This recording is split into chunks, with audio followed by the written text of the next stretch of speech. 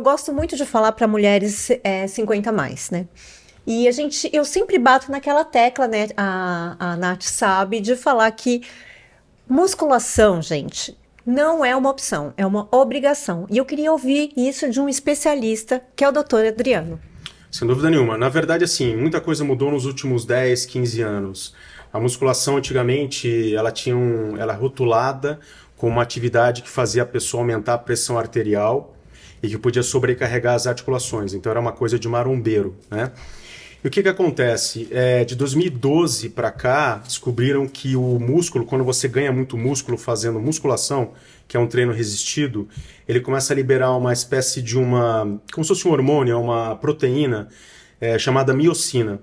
E a miocina é que faz a regulação de todos os órgãos do nosso corpo e aumenta a longevidade. Então, por exemplo, existe uma miocina chamada BNDF, que você treinando musculação, ela reduz o risco de demência e ela aumenta a tua capacidade cognitiva.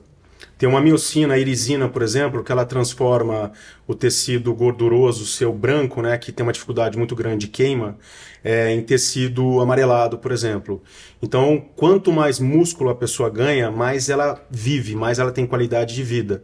Lembrando que depois dos 40 a gente começa a perder pelo menos 1% do volume muscular, e quanto mais você treina, mais você retarda isso, né? Então chega pessoas aí de 70 anos, por exemplo, que tem um volume muscular de uma pessoa de 40. Isso é possível devido ao treinamento e devido a técnicas de treinamento. Olha só que bacana. A gente viu uma frase que é até uma frase um pouco chocante, mas quando você pensa é muito real. O sedentarismo é o novo cigarro. Você concorda com essa Concordo. O frase? sedentarismo, ele é a pior coisa que pode acontecer com a pessoa, porque existem doenças ligadas ao sedentarismo. Nosso corpo foi feito para ele trabalhar o tempo todo.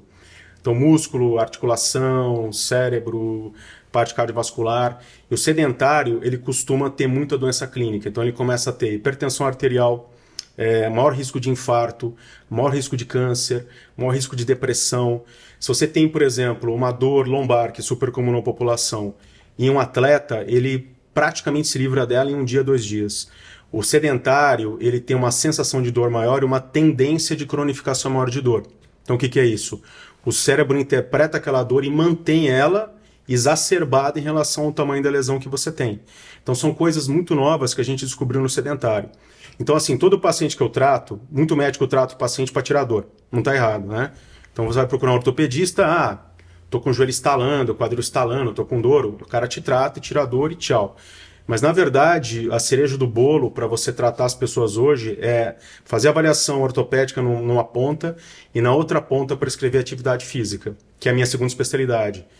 Além de ortopedista, eu sou médico do esporte, que é uma especialidade à parte que estuda os efeitos do esporte no corpo da pessoa. Então, hoje em dia, por exemplo, é possível você tratar certas doenças tirando o remédio e introduzindo esporte. Entendeu? Olha que maravilhoso isso. Então, na ponta do tratamento, de qualquer tratamento, você tem que ter a prescrição de atividade física, que parece que é fácil, mas não é. Não é só você pedir para a pessoa fazer uma academia, ou fazer um pilates, ou pedalar. Não é tão fácil. A gente tem que estudar a chamada dose e resposta. Então, X treinamento aeróbico, X treinamento de musculação, X treinamento de flexibilidade, para a gente ter uma resposta para aquela pessoa. E também tem a resposta das doenças ligadas ao sedentarismo, que é a sua pergunta. Então, por exemplo, 150 minutos de treinamento aeróbico por semana, a gente reduz a taxa de açúcar e pré-diabéticos, por exemplo, se livram de se tornarem diabéticos. Entendeu?